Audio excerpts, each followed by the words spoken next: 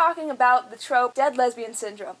This is, of course, a trope in Western culture that dictates that a lesbian on television, or queer woman in general, will die. This has recently been brought to audience attention by hashtags like LGBT fans deserve better, which trended worldwide after the death of Lexa on the 100 after a love scene, and then she was consequently killed by a stray bullet. This is not a new phenomenon, but it has recently gained some traction, so let's get down to it.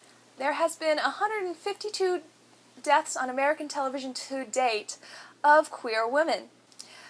This is quite a lot, especially compared to the number of happy endings. 18 happy endings for women who like women overall. 18. 16 if you don't stretch it. That's as if less than 1% of straight couples got a happy ending. Like if everything was Romeo and Juliet every single time. If Game of Thrones went on overdrive and it killed everybody. You know, red wedding, lesbian wedding. I know where I'd put my money. Money for what? Dead lesbians. Money for dead lesbians. They need a drink. I need a drink. In this year alone, there has been 8 deaths of queer women. In the arms of the angel, fly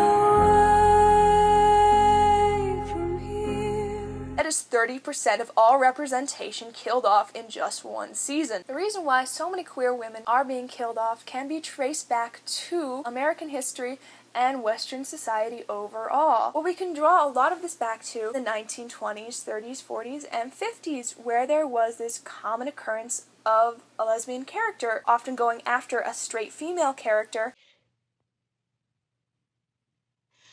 I have loved you the way they said. Stop it, Martha. Stop this crazy talk. You're afraid of hearing it, but I'm more afraid than you. I won't listen to you. No, you've got to know. I've got to tell you I can't keep it to myself any longer. I'm guilty. And then either being converted or turning to suicide. Women without men could not support themselves, and like widows and old maids, they were thought of as tragic. They often were thought of as sad stories. Moreover, they couldn't fulfill their womanly roles in society. This meant that they were lacking a crucial fulfillment in their lives as people. They didn't have children or husbands to pour their maternal love into.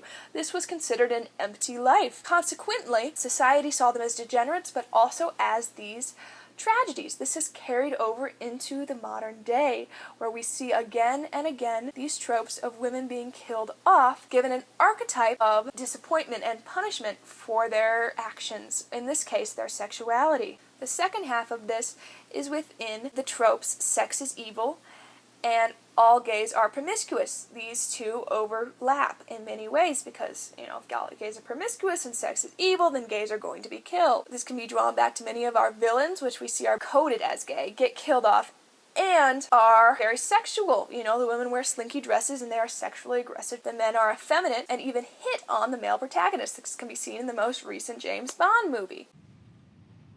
Are you sure this is about him? It's about her. And you and me. You see, we are the last 2 rats. We can either eat each other,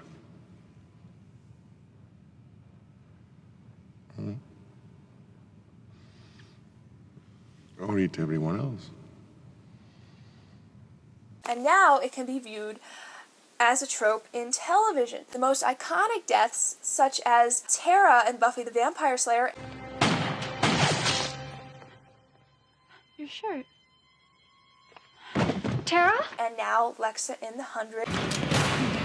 Lexa.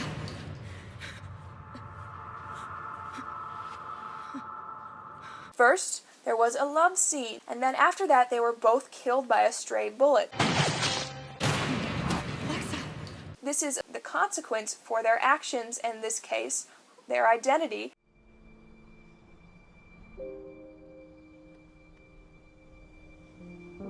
May we meet again.